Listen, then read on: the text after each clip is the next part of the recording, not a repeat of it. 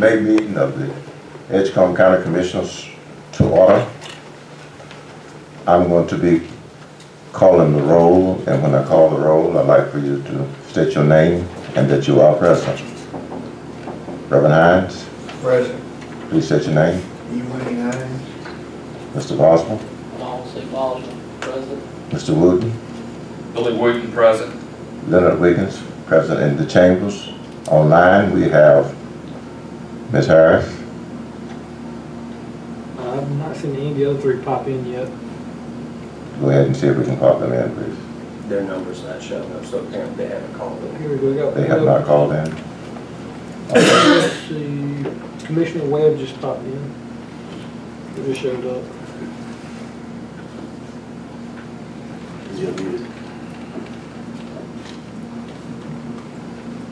All right, he should be unmuted now. Good evening, Mr. Eddie. Mr. Well, I'm calling the roll. Would you state your name and that you are present on the phone? Yes, sir. Ralph Webb, present. Thank you. Nobody's called in. Ms. Powell.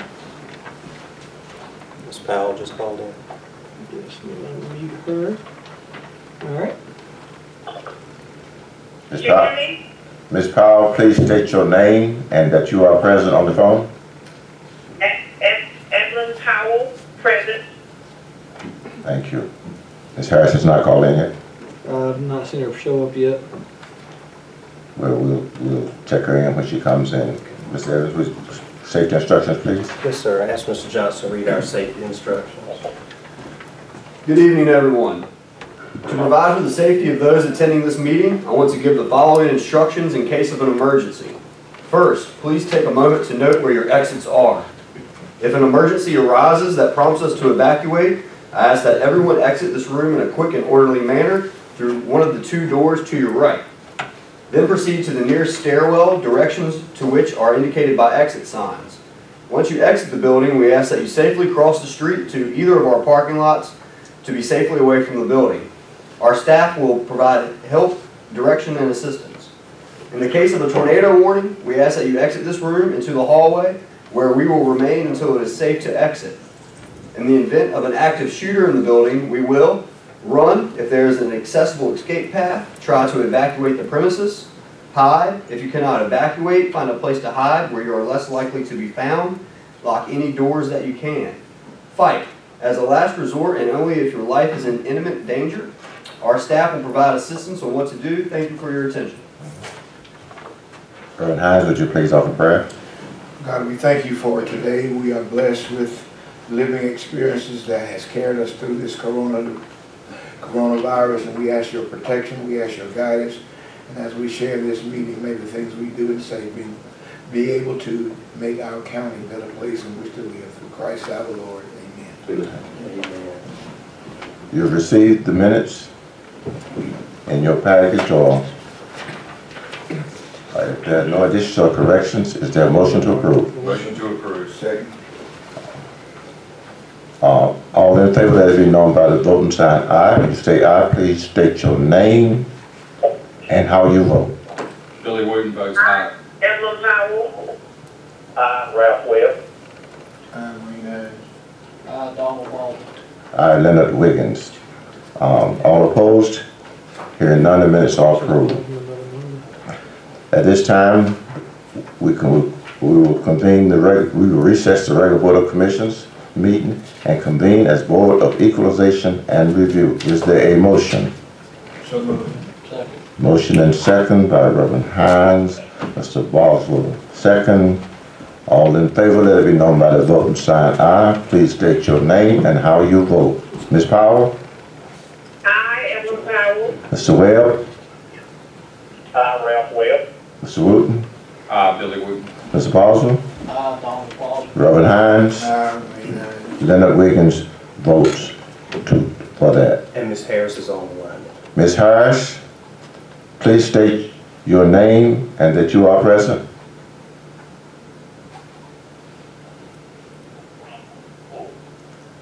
Ms. Harris, do you hear me? Mm-hmm. I hear you. Do you not hear me? I hear you now. Please state your name and that you are present. Ms. Harris. Harris. Okay, thank you. We are now convened, Ms. Harris, and as the Board of Equalization and Review. Mr. Peters? Yes, sir. The first thing to do, Chairman, is to administer the oath to the 4 commissioners who are present here today. Ms. Harris was administered the oath earlier today, and Mr. Webb and Ms. Powell will be at a later date when they're physically present. And I expect them to be physically present at our school board meeting this. They are the 2 that I'm expecting to come to the school board meeting, so we can do that then. Yes, sir. Thank you. The 4 commissioners here today, there should be a Bible at your seat. You should have a copy of the oath from Mr. Lewis, the tax administrator. Will you please place your left hand on the Bible and raise your right? Do you solemnly affirm that you will support and maintain the Constitution and laws of the United States and the Constitution and laws of North Carolina, not inconsistent therewith, and that you will faithfully discharge the duties of your office as a member of the Board of Equalization and Review of Edgecombe County, North Carolina, and that you will not allow your actions as a member of the Board of Equalization and Review to be influenced by personal or political friendships or obligations. So help you God. I do. If your name's not written in, if you'll print your name and then sign where it says signature of principal.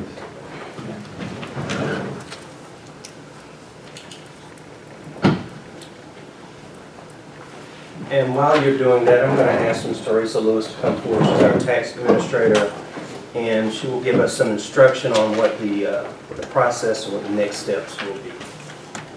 Good evening. Good evening. So what we're going to do now is we have been sent a notice of decision letter that needs action for both a regular appeal through the Board of Equalization and Review and a discovery billing letter. So you should have a copy of each of those in your packet if we will need to take action and set that notice of decision as 2 separate actions. So, That's 2 separate actions? yes, sir. Those of you that are on the line, do you have the copies of those?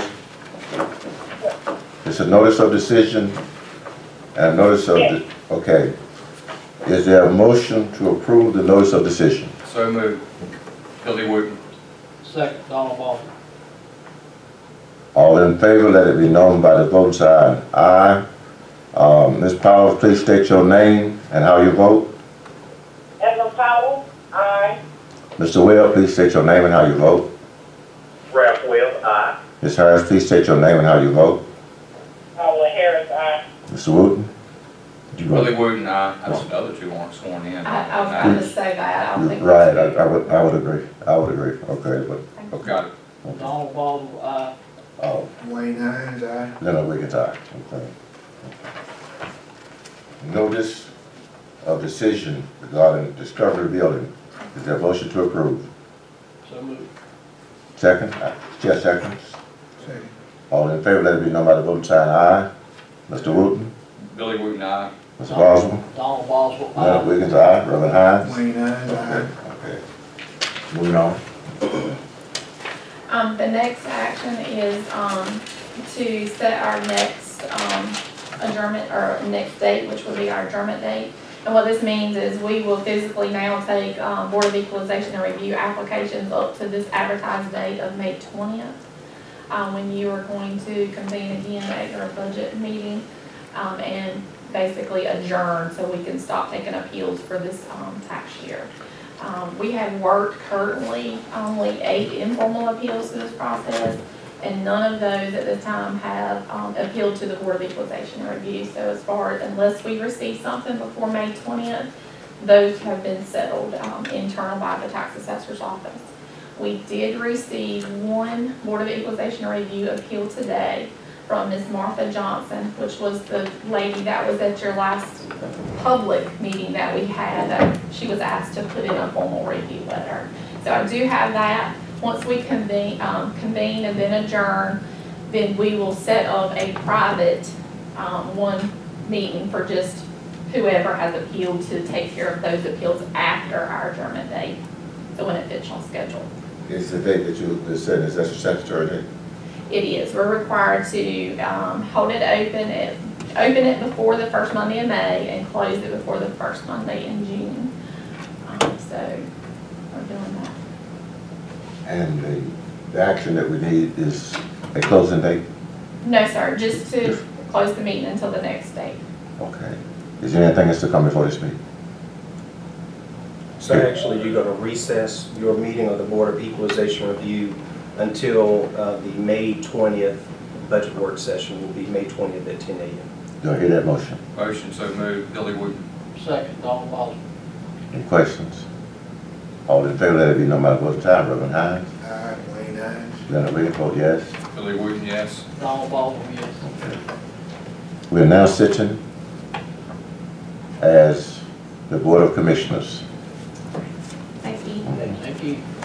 At this time, we have public petitions. You said we do have some that came in? Yes, sir, and just to remind everyone, because of our current situation where the meeting is not open to the public, we did publish in our notice that folks would have the opportunity to submit public comments either in writing, submitted, mailed to our office, or by email to a public comments email account that we have set up. We did receive one email prior to the deadline, which was yesterday at 5 o'clock. The comment, public comment in the form of 4 questions comes from Mr. Camillus Dancy. He has 4 questions, and if it's okay with you, Mr. Wiggins, as I read each of his questions, I'll respond to each of those questions, if that's okay.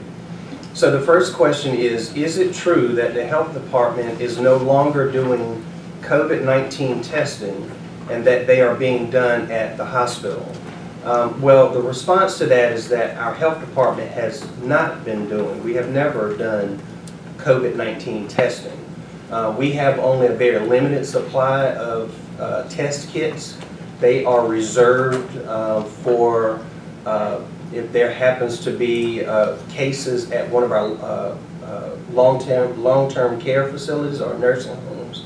And so all of the cases that are being done in Edgecombe County or for Edgecombe County residents have been from the beginning done by private providers. We have not done any testing. So that was just a response to that first question.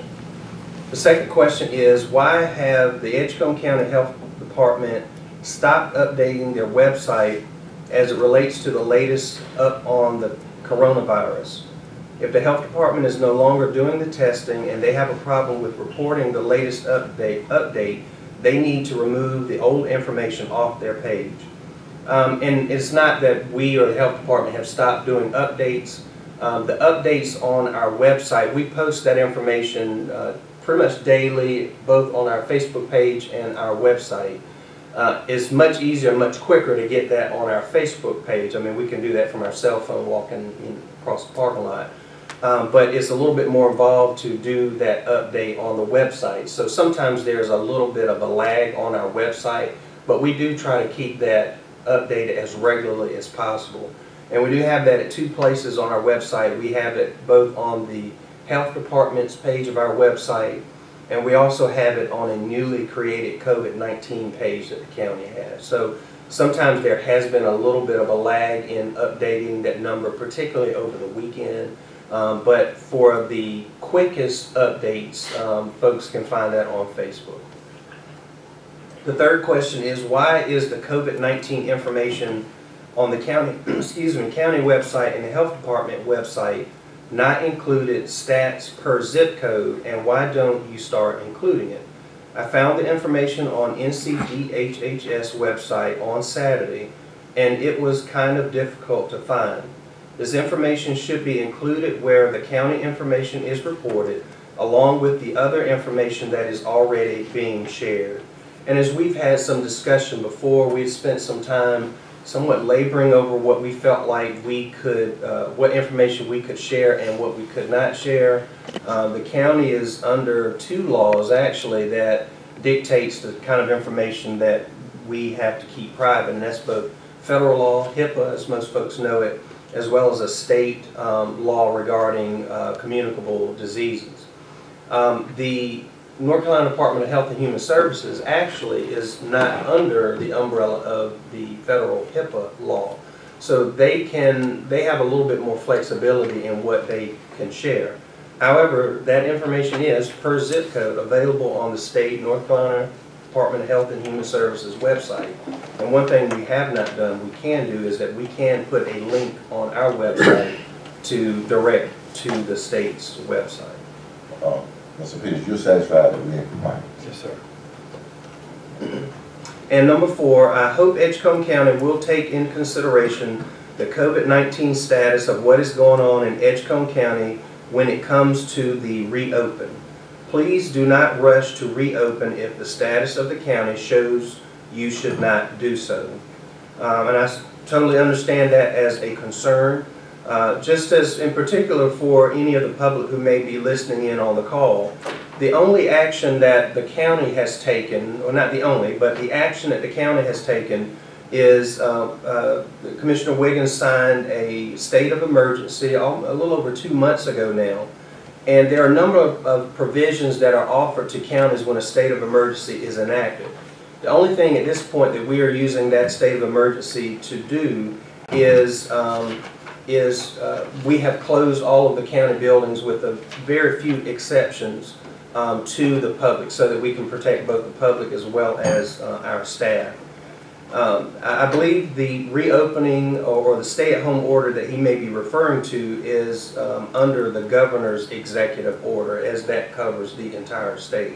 So if stores and restaurants and those kinds of things were to reopen, it will be at the direction of the governor. But again, I certainly do agree that any of those decisions should be made with great caution. And those are the 4 questions, and that's the only public comment that we received, Mr. Wiggins. Any comments from the commissioners on the phone or any that are in the chambers? If not, moving on to other business. Excuse me, Commissioner Webb seems to have disconnected. He's disconnected? Yes, sir. Ms. Harris asked if we could turn the microphone off. Okay. Ms. Harris said she couldn't hear us well. Fran just You turn it up. Is the phone turned all the way up? Can you hear us now, Ms. Harris? Yes, better. Can you hear us better? Yes. Okay. We still don't have Mr. Webb back? No, sir. He's got a call back, I guess. Huh? Yes, sir. Okay. Other business, consideration of approval of budget amendments, anything to be brought to our consideration? Yes, sir, Mr. Wiggins. Just a couple of things I want to point out. If you look at the top right corner, you'll see they are number 2 in the packet. I do want to point out, you will see it says to appropriate funds for additional appropriations for fiscal year FY20, and this is for our funding to the Edgecombe County Rescue Squad. You will remember that back at your retreat, they made a request for $600,000 because of additional expenses and budget shortfall. You approved at that time an additional appropriation of $300,000. I've since met with them and see that there's additional funding that is needed, and so my recommendation would be to allocate an additional $300,000 to the rescue squad. So you had that by way of a budget amendment. The second one that I will point. Mr. Webb, you with us? Yes, sir. Okay, go right ahead. Okay. The second that I will point out will be number 5 in your packet. Just want to point out that this budget amendment is to appropriate funding that was received through the health department for the COVID-19 crisis funding. There were some funds early on that came from the state to help with help local health departments in responding to the pandemic, and so you'll see that there was almost $75,000 received, and it is being used to supplement some costs and salaries and some other things. And I'll talk a little bit more about other funding that's perhaps on the way later in my update. I'm happy to answer questions on any of the other ones. Those are the 2 that I wanted to point out.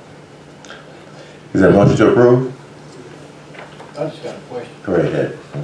I just want to know from my own information. I saw where Mr. Stroll had an increase in every column, and I just was curious as to how everything went up. I don't know. Which That's the Board of Elections. I'm responsible to speak up.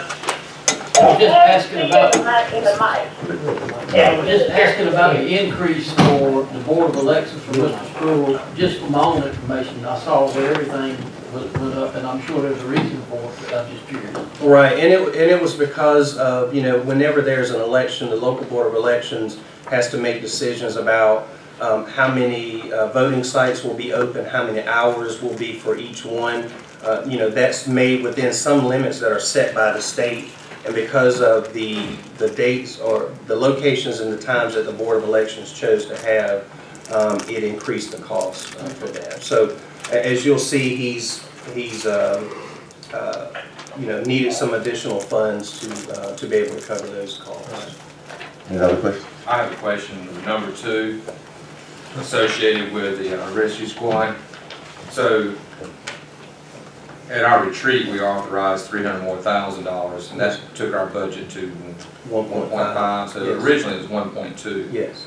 And now with the second $300,000, that's $600,000. Is that going to take care of what they need through the remaining year? Yes. I mean, and so it will take. You're saying yes. Based on what they have shared with me. Thank you. It's yes before, okay? Yeah, I should qualify it. This is, Yeah, well, they told us at the meeting they felt like they needed 600 to get to the end of the year without having any payables roll over to the next fiscal year. And so the decision at the time was to, you know, let's give them enough to get them through the next couple of payrolls. Let's have a chance to sit down and think about this, talk about this for a little bit. Based on what they have reported to me, this will get them caught up on receivable or payables that they have been lingering, and hopefully it will clear all of those out so that they will start the next fiscal year off with no carry forward balance. That's what they have reported. And I do recall our conversation that Ms. Harold, Mr. Boswell, and Ms. Evans and I had, and they were talking about $600,000 being, I believe. And based on some of the conversation I've had with Mr. Evans in terms of what we're proposing as how they might change, okay, I got somewhat satisfied in terms of the way they plan to restructure some things, which I think will give the board, our board, here, a little more control of that's what, based on my conversation with Mr. Evans, maybe he will discuss that, some of that somewhat later, but I was satisfied with my discussion with him. At our retreat, we talked about there was large sums of past due money owed. Has any of that started to come in? From Medicaid costs. Medicaid, $450,000 was outstanding. Not yet. We're Not closer, yet. But it has not come in yet. So. Okay. And just to speak to what Mr. Wiggins mentioned, so one of the concerns we've had to do with their board governance. It was heavily weighted towards people who have a direct connection to the rescue squad, some of them which work for the rescue squad. And so we'd asked them to consider going back and revising their board makeup, and they had no disagreement with that. There's the board, and then there's a volunteer board that appoints folks to that board. They have a committee that's been reviewing their full constitution, including board appointment, and they're going through the process of that. Right now, the draft of it it would give 5 appointments from the county and then 3 from the volunteer board. Now that's not the final what has been voted on, but that's where the draft stands now. And if in fact it comes to us that way, I can be more satisfied, because the appointments will be ours, and I think it will. It's really it's really our rescue squad now, as relates to the funding of it. Which should we, if we were to receive any of those past due monies between now and the end of the fiscal year, we need to claw back some of this money we're approving. We could, absolutely, but there's also... But the money comes to us anyway, doesn't it? It does come to us, that's right. It comes to the county. But I'm saying once we authorize another $300,000 into the rescue squad, and then you're saying, are we obligated by law to make sure that money we receive, possibly, the past due goes straight to the rescue squad, or we put it in the general fund? It's no obligation. It's supposed to support the county and our cause to provide rescue squad. And it appears to me we just advancing that money. Now, it does. I mean, Go ahead. Anybody on the phone? Go ahead. That's what I said, we were just advancing. That appears to be, would you say that's the case? Well, but to some degree, we also need to keep in mind that there are capital purchases that we have been putting off. And, you know, namely rescue squads, the trucks themselves. They've got trucks that have got lots of miles, over 200,000 miles on them, and we've been kind of kicking that can down the road. So once that money comes in, we do need to use some of that to replace, start down a path of replacing those trucks. Well, I think what's been our problem is that we've had no control over none of this, okay? And if the board changes, at least we will have the appointments of the board members in terms of, so I think we'll have much more say-so into the house room. How do you feel about this, Bob? Well, I mean, I think we all knew that this was coming, and this has been ongoing for years. So we're hoping to start at ground zero for the next fiscal year is what it boils down to. And it took that $600,000 to get us there. We're in control of Medicaid funds in the future that we hope to use for capital outlay like rescue squad trucks or what have you. But we're just going to have to fund a little higher than what we've been funded to provide the same service we've been providing. That's just the way it is. Well, I think we can fund a little higher if we just know how the fund is being spent. Well, that's where we hope to start out. Go right ahead, Ms. Harris. Do we have a timetable for them to make that decision about the board changes, or are we just gonna wait until they decide? Well, I was going to say, we've asked them to have that done by the first of the fiscal year. Their committee has worked on, I think they're meeting again soon to review a final draft. Then they have to put it out for 30 days for the full board to review it before they take a vote on it. We're hoping to have it in place by the beginning of the fiscal year, if that can happen. Okay, thank you. Any other questions from anybody? If we didn't get a motion, I got one more question Go just for ahead. my information again. I saw the courthouse expenditures for electricity. Just fill me in on Which budget amendment are you? number 6. It just said electricity, natural gas maintenance. I was just curious about it, doing it for my own information. Yeah, so we're actually, 3 of those lines, electricity, courthouse, admin, and natural gas administration building, in this budget amendment, he is decreasing those Right. lines. I didn't say that right. What I wanted to know was, what was it for to start with? Is it where we've been remodeling and things like that? No, it's just for the Okay. light bill for the Okay. courthouse and the admin building and the natural gas, and have not used, he's not needed as much as we Okay. budget. Very good. Yes, I know we sir. spent a lot of money on that. I just want to make sure. Oh, sure, yeah, but this is our normal Okay, operating budget. I'm good. Yeah, good question. is there a motion to approve? So moved. Second? Billy Wooten, second. All in favor, let it be known by the voting sign aye. Reverend Hines? Aye. Senator Wiggins, aye. Mr. Boswell? Donald Boswell, aye. Wooten, aye. Ms. Powell? Mr. Webb? Williams, aye. Ms. Harris? Carla Harris, aye. Thank you. Moving on to consideration of approval agreement with the Down East Consortium. Go ahead. Yes, sir, Mr. Wiggins. This is the joint cooperative agreement for participation in the Down East Home Consortium, or DEHC.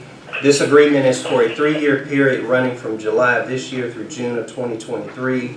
As you'll recall, Edgecombe County is able to receive federal home funds by being a part of the DEHC.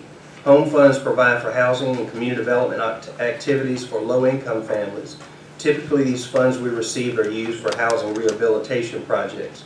We participate along with the City of Rocky Mount, who serves as the lead entity, and several other municipalities in the Twin Counties region. Allocations vary from year to year depending on federal allocation formulas, but typically there is around $100,000 per year available for projects in our county. I recommend that you approve the agreement as presented. Motion to approve? Chair moves. Second. Questions? All in favor, let it be known by the voting sign aye. Reverend Hines? Aye. Wayne, aye. Senator Wiggins, aye. Donald Boswell, aye. Wooten, aye. Ms. Powell? Mr. Webb? Carla Harris, aye. Ms. Harris? Williams, aye. Thank you. Moving on, consideration of local water supply plans. We are required to submit an annual water supply plan to the North Carolina Division of Water Resources. This plan provides a general description of the system, the supply sources, and how it is operated. Until recently, it was not required that these plans be approved by the Board of Commissioners. However, we recently received correspondence that the Board does need to retroactively adopt the 2018 and 2019 plan. Being that District 6, or Princeville, is not currently interconnected to the rest of the water system, there are separate plans for it included. I recommend that you approve the enclosed resolutions as presented. Is this one motion or two? You can do it one motion, yes, sir. Is there a motion to approve? Paul Harris, make a motion to approve. Second? Second, Donald Ball. Questions? All in favor, let it be known by the voting sign aye. Reverend Hines. I, Wayne Hines. Leonard Wiggins, aye. Donald Boswell, aye. Wooten, aye. Ms. Harris. Paul Harris, aye. Mr. Webb. Grant Will, aye. Did we get all the ayes? Okay, all right. Okay. And just to let you know that the 2020 plan has been submitted to the state and currently under review. Once they review it, they will send it back and we'll bring that to you for your adoption as well. You have in your package also agreement with North Carolina Division of Vocational Rehab Service. That's an annual Yes, sir. agreement that we do. That's based on your review of it in your package. Is there a motion to approve? The chair makes a motion. Get a second? Second, Donald Boswell. Any questions? All in favor of it, let it be known by the vote sign aye. Reverend Hines. Wayne Hines, aye. Leonard Wiggins, aye. Donald Boswell, aye. Wooten, aye. Ms. Harris. Paul Harris, aye. Ms. Powell. Paul, aye. Ms. Grant Wiggins. Will, aye. Thank you.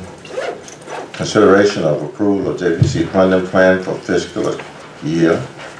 Go ahead, Ms. Edmonds. Yes, sir, Mr. Chairman. We, as you know, we get funding to do this every year, and this is for programs to serve court-involved or at-risk youth. This year, the funding amount actually increased some because of the raise the age expansion. We've been receiving the same amount for, I don't know, as long as I've been on that committee, which is, I don't know, it's been a long time. And so it now is $255,122. The JCPC board has met and recommends the 6 programs that are listed there in your agenda packet. And it does include or require a local match, which will be $25,512, which will be included in our budget for FY21. So recommendation to approve. Question. Yeah. Question, go right Can you ahead. tell me what the increase was? You said it increased this year. It is usually $230,000, I believe it is, and it went up just a little bit. So.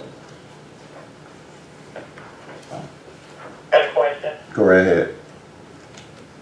Aaron, what is hometown hire that the peacemakers have? It is a job training, on-the-job training type of program that the Peacemakers has been running now for a couple of years. Anywhere in some county, because I've never heard of it. They are located in Rocky Mount, so they serve youth for both Edgecombe and Nash counties. They can only get our funding when they serve an Edgecombe County resident. They also get funding from Nash County as well. And by the way, a number of these programs are funded by multiple counties. A lot of them get funding from both us and Nash County, sometimes other counties like Wilson County. But they have to use that money to serve youth in that particular county. Any way you can give me any numbers of how many Edgecombe County citizens they're serving on both of those Freedom School and hometown hires? Sure, I can get you what they served the last program year. Yes, ma'am. Thank you. You're welcome. And you know, I think maybe my comments would be more so than questions. I don't see on this list what I consider Edgecombe-based programs. Okay, so I think we need to look at through the JPCP board in terms of how this is done in the selection process, even how it is advertised, how we get the people involved, because I don't see it. And I also went through, we need to go back through the board, because the board has some lists here that are probably incorrect, or I think they're using old lists and they're just putting them in here, okay, to satisfy the requirement. So let's make sure that that is done, because even from a county commission, we still have Mr. Harold listed as a county commissioner. You have Lamont Wickham listed as an attorney. So this board, it needs to be updated. Yes, sir, we'll do that. And it needs to be updated, and we need to look, this board need to look at who's representing us, okay, so we can look at that, because this is money that I think we need to look at, how, if possible, are there any county-based organizations that might need to get consideration that have not been getting that kind of consideration? Sure, absolutely. And one of the things about this board, it is fairly flexible as far as the appointments and the number of appointments. You'll see that there are certain slots that need to be. I saw that. But there are also the opportunity for at-large appointees. So if you know of someone, we're always looking for good board members. If you know of someone who'd be interested in serving, we certainly would love to. And you know, it's just some funding that I think we need to look at, and not saying that these people are not doing us a good service, but if we've got county-based organizations that we need to look at that probably have not been considered because they had no knowledge of it, okay? We just want to make sure that the organization that could qualify. Yes, sir. Absolutely. And I'd like to serve the county commissioner representative. Okay. Thank you, Ms. Harris. Are there any other, I didn't get a motion on that. Is there a motion to approve? So moved. We got second, Reverend Hines. All in questions? Anyone, all in favor, let it be known by the voting sign. Aye, Reverend Hines. Aye, Wayne Hines. Leonard Wiggins, yes. Aye, Donald Boswell. Wooten, yes. Mr. Webb? Aye, Ralph Webb. Ms. Powell? Aye, Powell. Ms. Harris? Aye, Paula Harris. Thank you. Now, consideration of approval of resolution recognizing North Carolina Conference of United Methodists. I understand, Mr. Wooten, you brought that to our attention. Maybe you want to speak on that? I had an active citizen of our county, Dr. David Anderson, who called me, who's been working with this group for the last 3.5 years, and recommended that he brought to our attention that we consider a resolution for all the hard work that this group has done since the hurricane in October of that year. And so I spoke to Mr. Evans, and he's put this together for our consideration. Yeah, I understand. Okay, get them on the phone. They call it. Right, so we have two people with the North Carolina Conference of United Methodist Church who are planning to call in. I'm hoping they may be on the call now. You have their numbers? Yes, I wrote them on that. They are Jason Duvall, who was the manager of the Mission Center, as they call it here. As you know, that almost 3 years ago now, you agreed to allow them to basically lease that building at no cost. They have been maintaining, upkeeping the building. We have been covering the cost of utilities for about the last year. They have started to help to share in the cost of the utilities and doing a lot of good things there. Jason Duvall has done a great job in managing that. Also, Al Miller, who is the North Carolina Conference of United Methodist Church, their director of disaster ministries, who I believe may be on the call as well. And we're just grateful for all the work that they have done. I've had the opportunity to meet many of the volunteers that have come in. Not only have they been from other states, they've been in here from other countries. And so it's just been a wonderful thing, and I appreciate you all. Thank you for bringing this to our attention, and thank you all for considering this resolution tonight. Okay, so it looks like they haven't called in, but that's okay. Okay, so, Mr. Wood, would you read the resolution? I'd be happy to. Resolution of appreciation for the North Carolina Conference of the United Methodist Church. Whereas on October 16, 2016, Hurricane Matthew hovered over Edgecombe County and most of eastern North Carolina and brought about devastating flooding. And whereas hundreds of structures were damaged and thousands of individuals were displaced, many with little to no resources to build back their lives. And whereas the North Carolina Conference of the United Methodist Church came to Edgecombe County with a commitment to help families recover. In that effort, they set up the Tarboro Mission Center, through which they host volunteers from all over the world, facilitated thousands of hours of labor, and served 153 families by rebuilding their homes. Now, therefore it be resolved that the Edgecombe County Board of Commissioners hereby publicly recognizes the efforts of the North Carolina Conference of the United Methodist Church, especially the staff of the Tarboro Mission Center, and hereby extend our heartfelt gratitude for helping our citizens to build back better. This 4th day of May in the year of our Lord 2020. And, did I get one? Okay, did I get one? I got one. Would you make the motion? I make the motion that we consider the adoption of this resolution of appreciation. Second, Donald Walker. And we just like to, again, on behalf of the board, just thank the North Carolina Conference of the United Methodist Church and Mr. Jason Duvall, who is our local administrator here, and they have done so much for the lives of our citizens and rebuilding. And how many homes was it? 153 families. 153 families, and that's tremendous. And this is just a small way of this county saying thank you.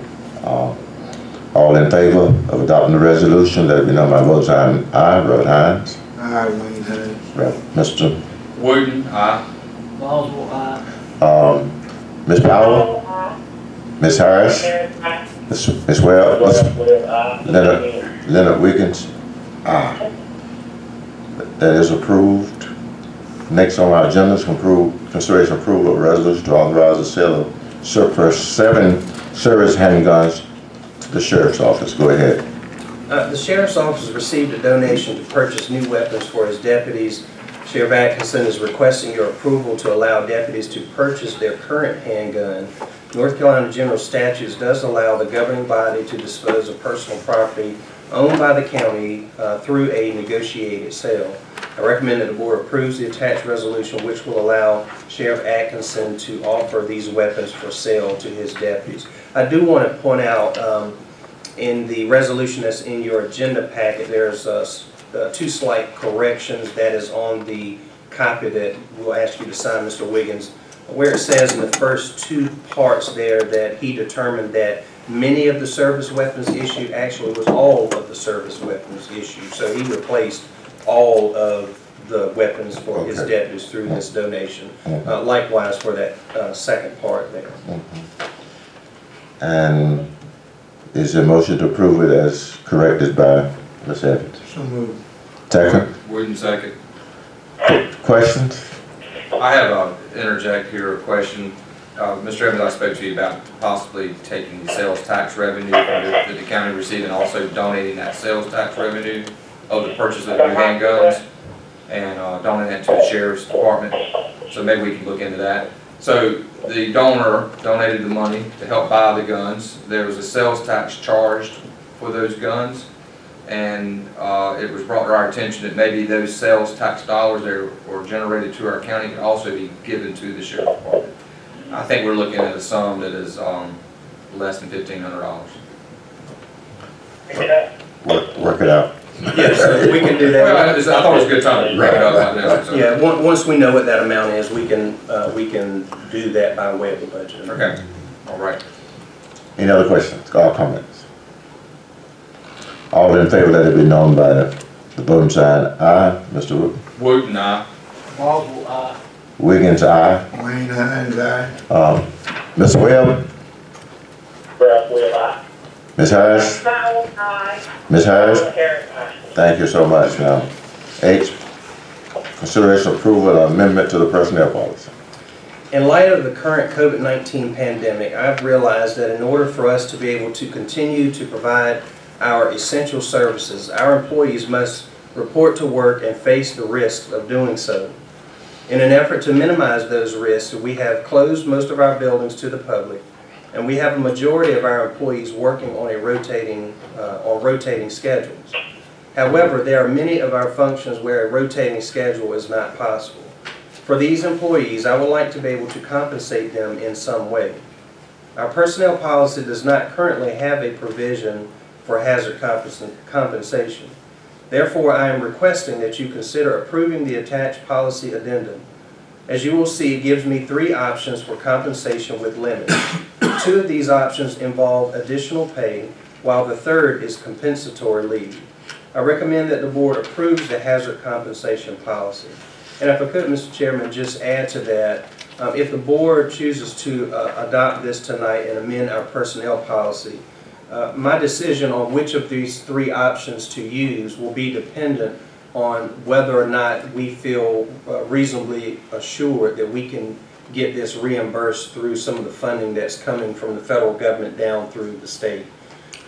Based on just a preliminary estimate, it will be a considerable amount of money if we did either options 1 or 2. That is, the flat amount that's given no more than 2 pay periods, or a percentage of the employee's salary over a 2-month period. So it would be upwards of somewhere between $125,000 and $150,000. As I mentioned earlier, I think the governor did sign into law today the state's budget on how to use $1.5 billion coming from the federal government.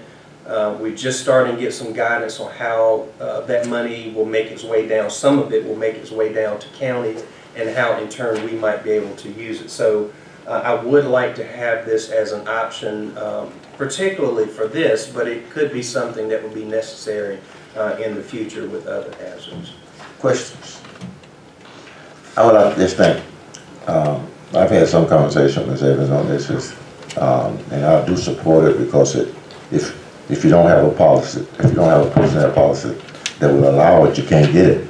Okay, so we need to be in position to, and it is a discretion call. And I would move. Question. Go right ahead. Is there a particular amount that may come to Edgecombe County? We're not certain of what that is at this point. So that is the discretion of the governor's office? Right. From what I understand, that a part of that $1.5 billion, part of that is going to come directly to local governments. From what I understand, is that is going to be based on population, so every county is not going to get the same amount, but it's going to be based on population. From what I read, every county is going to get at least $250,000, but I have not seen what that's going to be for Edgecombe County. Of course, it wouldn't necessarily be just for something like this. It would be for any expenses related to a response to this pandemic. So it's still not clear as to what our part of that would be and how we can use it at this point.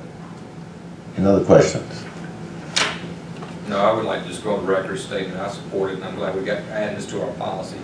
And I agree 100% with you that only if we get funding from that 1.5 billion do we pay extra. We consider it comp time instead this time. Okay. I don't think that's the way he said it. Is that the way you said it? Well, I said that my decision as to which of the 3 options would be based on what kind of funding. Right. Yeah. What I'm saying is, now I don't think you're locking them into something. You're locking them into something. I don't think you said. Okay. Well, I will say this: if we don't get funds from the state, in order for me to do this, I would have to come back to you all with a budget amendment. Now we are clear. Okay. Now I was making myself clear. I thought we should amend the policy, but we should use comp time only, and only use pay if we receive money from the state. And I've had a conversation with him in terms of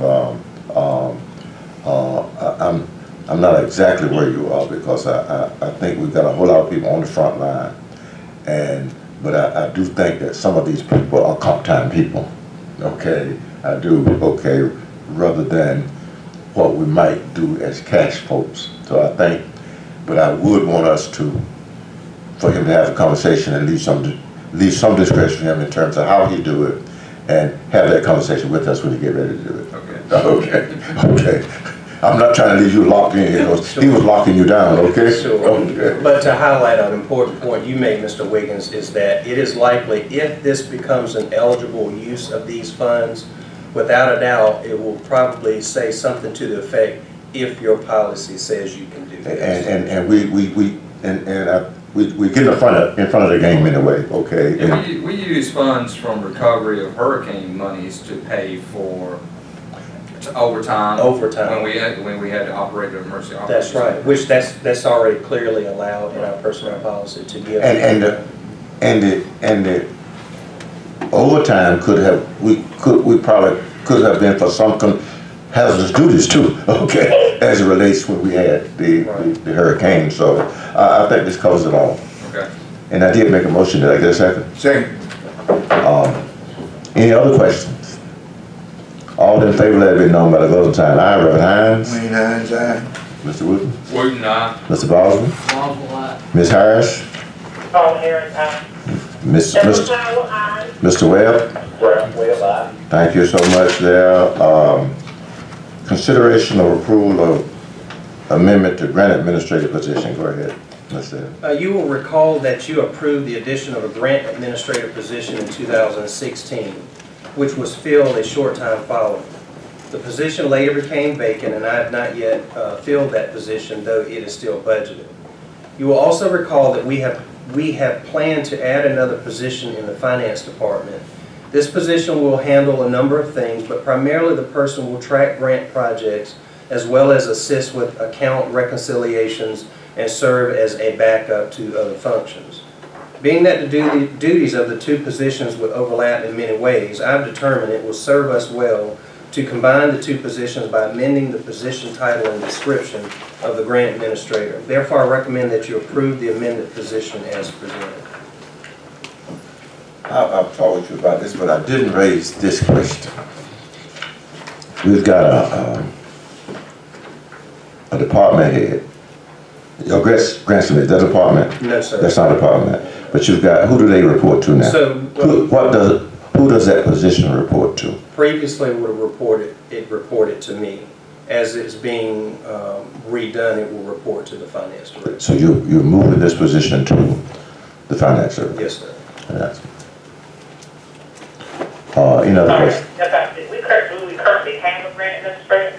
No, we do not. No, ma'am. We had that position filled. She was with us for about 8 or 9 months, took another job opportunity, and we have not filled it since. Okay. Any other questions? Motion to approve? So moved, Boswell. Second, Wooten. Questions? All in favor, let it be known by the vote sign. Aye. Reverend Hines. Wayne Hines, aye. Mr. Wooten. Wooten, aye. Mr. Boswell. Boswell, aye. Leonard Wiggins, aye. Ms. Harris. Paul Harris, aye. Ms. Powell. Powell, aye. Mr. Webb. Webb, aye. Thank you so much. Moving on to appointments. ABC Board, Mr. Glenn Horn passed away on March 20th. Mr. Carol Wiggins is recommended to fill the vacancy. I recommended Mr. Wiggins. Mr. Wiggins is not a relative, okay? Okay. Before you ask that question, okay?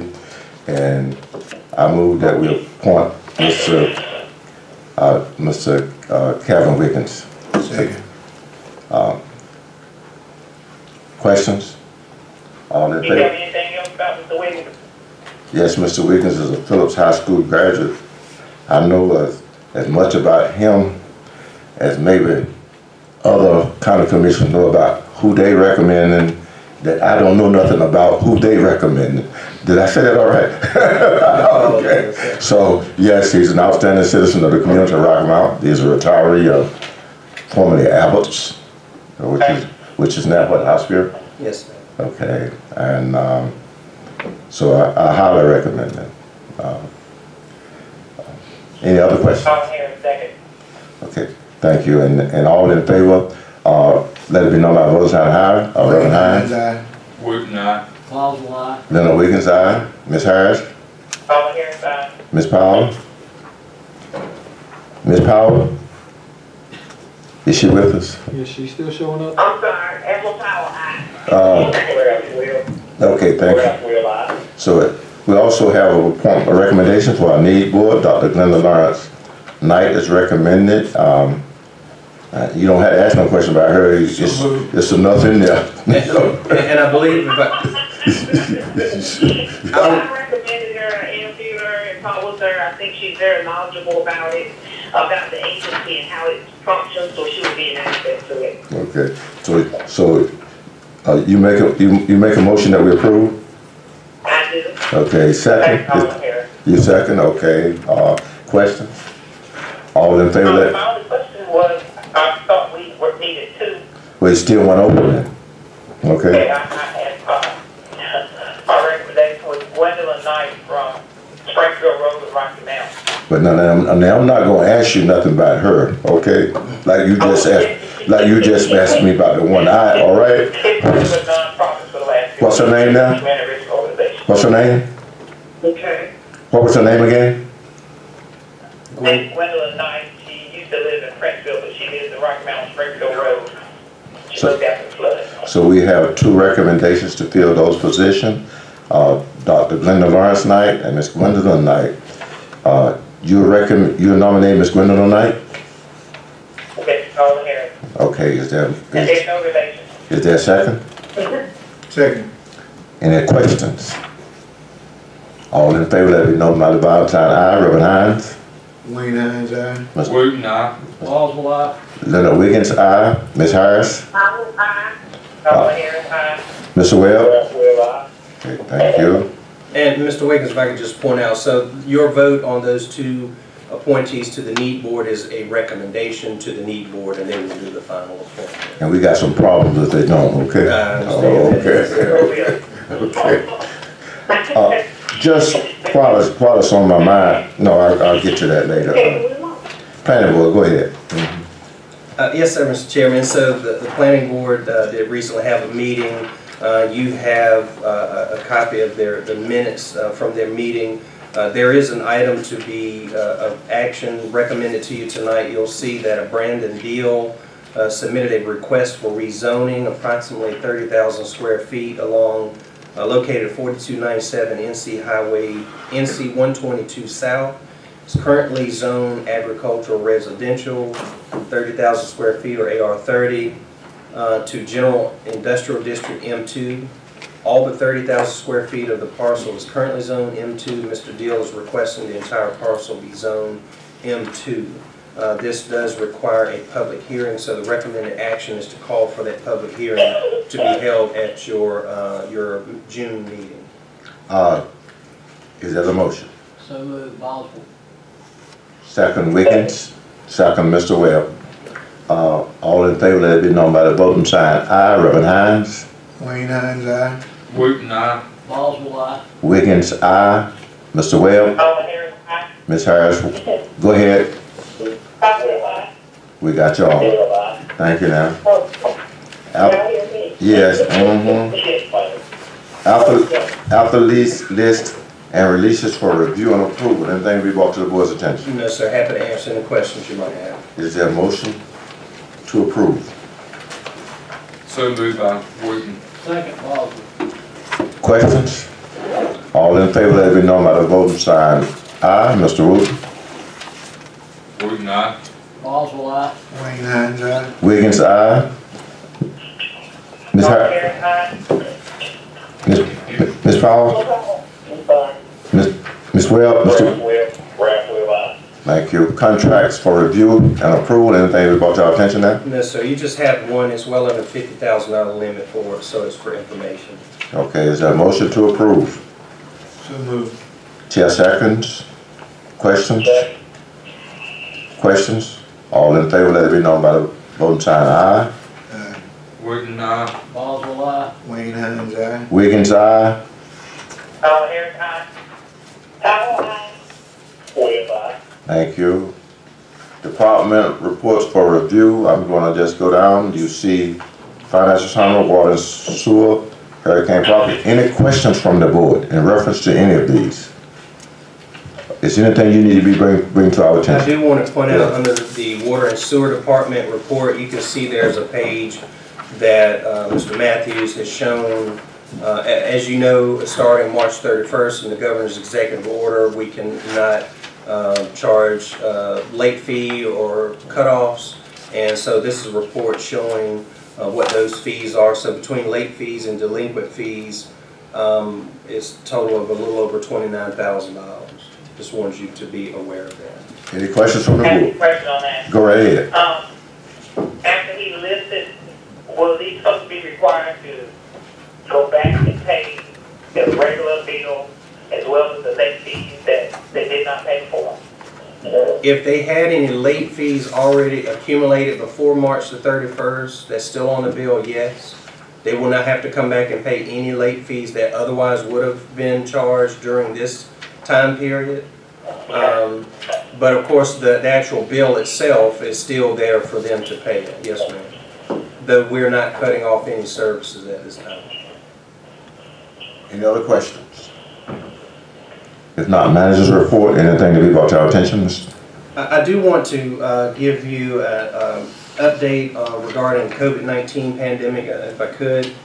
As you know, I've been trying to update you all at least on a daily basis on the county's numbers. I want to give you somewhat of some additional information today or tonight. Globally, around the world there now, the positive cases exceed 3.5 million positive cases. And there are now over 248,000 deaths as a result of COVID-19 around the world. As of this morning's report from the state of North Carolina, 11,848 positive cases in North Carolina and 430 deaths. I want to point out, and this is something I had shared with you in a previous report, in comparing this COVID-19 virus and resulting deaths to the seasonal flu. At this point, the number of deaths in North Carolina has well exceeded the total number of deaths from seasonal flu as of last flu season. The last flu season being from September of 2018 to May of 2019, there were 203 deaths. As of the first death reported in North Carolina, which was on March the 25th, as of today, there are 430 deaths. So I think it shows the seriousness of what we're facing in this this coronavirus. As of this morning, Edgecombe County, we have 118 positive cases. There have been, unfortunately, 5 deaths from Edgecombe County residents from this from COVID-19, and thankfully, 61 people have now recovered. We've asked Karen LaChapelle, our health director, is doing a great job. She and all of her staff, who really, somewhat at the tip of the spear of what we do in all of this. Her staff is responsible for all communicable disease, including this. They have to make some very tough decisions. They have to do some difficult work. Every positive case they have to make contact with. They have to find out who their contacts are. They have to keep contact with those folks until they get to a place where they are deemed as recovered. So it's a lot of work that they have to do, and they've been doing a great job doing, as well as the rest of our staff have been doing a tremendous job in making the adjustments that we've had to make and trying to continue to provide our services and yet protect ourselves as best as we can. But Ms. LaChapelle and her staff recently reviewed some of the data that they maintain regarding the cases that we have here in the county. We have discussed those to see what things sort of jump out at us that grabs our attention. So as they reviewed the information on the positive cases, the following was noted. As is fairly consistent with data from across the state and the nation, we see that the largest number of positive cases are within the 29 to 49 age range. That is the case for Edgecombe County, and that seems to be the case well as other places across the country. In Edgecombe County, there are slightly more females who have tested positive than males, but only a marginal difference. Of the 5 deaths in Edgecombe County, 3 3 of those are over 65 or 65 and older, and two of those are under 65. There are at least a dozen cases in the county where there is more than one positive case in the same home. There are also, as we would probably expect, a larger number of cases inside of the towns within the county than outside of the towns. As of this morning, a little over, I think, 77% of the positive cases in Edgecombe, yes, right, 77% of the positive cases in Edgecombe County are African American. And now, and this was just as of this morning, now there seems to be an emergence of cases from the Hispanic community. They're doing some research to find a little bit more. The early indicator seems to be as we're coming into the season and the migrant population comes, moves into this area, seems to be part of the factor, perhaps contributing to that, but not all of it. So how does that information inform us? What does that tell us that we should be doing? So a few of the things that we should and will be doing is we will continue a strong message to stay at home as much as possible, wash your hands often, clean and sanitize often, and distance oneself when around other people. And also we will remind those in the higher risk categories that they need to be particularly mindful to follow those measures I just mentioned. We will stress, we're working on an effort now to work with some community partners to stress that people who are symptomatic or waiting for a test result or know that they have tested positive for the coronavirus, that they need to stay at home and they need to distance themselves from family members as much as possible. Now that's easier said than done for some people, but it's certainly an important message we need to continue to get out there. And finally, we need to sound the alarm regarding the apparently disproportionately higher risk to the African American community and the emergence of cases in the Hispanic community. We will work with community partners, including other healthcare providers, church leaders, and community-based organizations to get a concerted message out through multiple means. So that was some information that was very important and I wanted to share. Also, as you know, we're still in this modified status for county operations, what we refer to as level 3. We have, as I mentioned earlier, most of our buildings closed to the general public. We now have 285 staff members who their work schedules have been changed in some way because of this level of operation that we are in an effort to try to minimize their exposure. Most of that 285 are working on a rotating schedule. We have a few people working from home. We have a few others that are using the emergency leave or the extended family medical leave to be at home to care for their children that are out of school. We will continue this level 3 operations through this Friday, May 8th, and then we will reevaluate and determine if we need to make any changes at that time. Part of that will be determined on the data that we have. It will also be determined on what decision the governor makes with his executive orders. We are already starting to think about and plan for what we're calling our transition plan for county operations. At some point, hopefully we'll be able to get back to doing what we used to do. Nobody can really tell how long it's going to take. But we do need to start thinking about how we will transition back towards that. Again, it's uncertain how long we'll be in level 3 operations. The things that we do expect is that it will be a phased transition. We don't expect to just everybody go back to doing exactly what they're doing, open the doors and business as usual. It will be some type of phased transition. We will be doing social distancing in some form, will likely become part of our new norm, to borrow a very popular phrase these days. And the data will dictate the ways and the pace in which we transition. Right now we are weighing out cost-effective modifications that we can do in offices to better distance ourselves from clients and clients from each other. Our goal is to implement as many of these measures as we can before we reopen our buildings.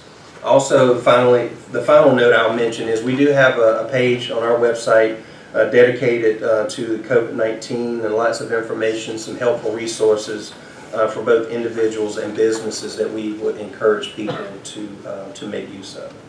And that's my update, Mr. Wick. Any questions? Okay. Go right ahead. Okay. Not about, well, not your report that you just gave, but something that we discussed before that you may have been looking into for. I've been getting a lot of calls to find out, have we gone any further with the company that came to talk about internet? We had any follow-up? Oh, they had, I think they wrapped up their survey, and I believe they submitted their application to the state. I have not heard whether they have heard anything on that application, but I certainly will follow up with them on that. Okay. All right. How about an update about the courthouse? On the work that's being done at the courthouse? Right. Okay. So, as you know, we basically had two different but interconnected projects going on. One project, the larger project, was the contract to do the repair work that resulted from the mold remediation in the larger part of the basement in the courthouse. That is underway. One key milestone that we're working towards, and it looks like we're going to be able to meet that, is we need for that contractor to be able to rewrap those pipes in the basement so that we can turn the air conditioning on in that building. He has given us a target date of May 11th, and it looks like he's going to meet that. We've been blessed to have some relatively cool days in the last few weeks, but that seems to be moving along. Also, you approved a contract amendment for the mold mitigation in that mechanical room. That mold mitigation has been done. I just got the clearance report back from it today. I did read the headline that said it did clear. I didn't get a chance yet to read through the details of it. But the mold remediation has been done in the mechanical room. So that work in the larger part of the basement will be ongoing for probably another month or so. My last question, can you tell me where we are with Princeville? In regards to their recovery program? Okay, so for the 53-acre project, we have under contract S&ME engineers. They have completed their initial site plan for the project, which was approved by the town board. They recently completed the cost estimate for the infrastructure on the entire site, as well as the cost-benefit analysis on mitigation on the 53 acres. They're about to move into the next phase of that, which will be to do the architectural design for the two buildings that are to be built that we have funding for. That's a fire station as well as the town's public works building. We have a contract underway with Wood Engineers that's doing the elevation project, and that's elevation for both the county's 15 properties as well as the town's, Princeville's 15 properties. They are in the process now of contacting the homeowners. They have to go to every structure and to do an engineering assessment to determine whether or not that home can be elevated at what estimated cost. If it can't, can there be repairs done so that it can? If not, they'll make a recommendation that the house be torn down before and rebuilt before it's elevated. So that's ongoing now. We have completed the county's buyout program, and all the properties have been demolished. I think there's one last lingering buyout property for Princeville. I think it was Princeville. It was one property that's air property is tied up in probate, I believe. So they've been given a deadline. There's some things that they had to do, a 30-day deadline that started probably about a week ago, maybe. So we do have one last possible purchase in the town's buyout program. Other than that, all the other ones who wanted to participate have participated, and those homes have already been demolished and the lots cleared. Any other questions? Any other questions? Let's see. While you're thinking, I'm going to be moving on. All All right. Any questions from any other commissioners? Hearing none, commissioners report. Anything from the commissioners? Well, here's, just to let you know, what I'm doing in terms of the meetings. I'm rotating us in and out. Decided that Reverend Hines and I would be at all of the meetings, we're the officers, and we rotate 2 in and out. If for some reason we are ill or think that we shouldn't come, just contact Mr. Evans or me, and we will ask another. And I would want for the recess meeting, for our school board meeting, I would say Ms. Powell and Mr. Webb would be at that meeting, Ms. Evans. Yes, sir. Okay. And then me and Ms. Harris, whatever, our next meeting, you and one of the other commissioners that are here now would be at that meeting. Now, if there's some differences, or you call me, or you think I need to do something otherwise, just let me know. And I don't, or if for some reason you think you ought to be at that meeting, we need to talk to another commissioner because there's some things that are of importance to you as individuals that you need to be present to talk about. I have, you know, if I need to stay for some of you, or for some of you, I don't mind doing that if you think you need a presence in the chambers, because I think I've asked Mr. Evans to look at, do we have the technology even for the school board meeting to, what was that term, just go into the other rooms for all of us to be closer to that meeting, because I think it's important for us to try to get back to as normal as we can and still respecting the executive order of the governor. Yes, sir. Are there any other comments from any other commission? I got a comment. I spoke with Mr. Evans a couple of times about this because we have requested that the rescue squad change to a form of board.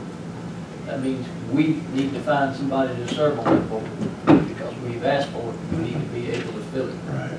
So everybody needs to be thinking about that. And along those lines, I think I brought this up before, and I don't know, we need to ask Mr. Peters.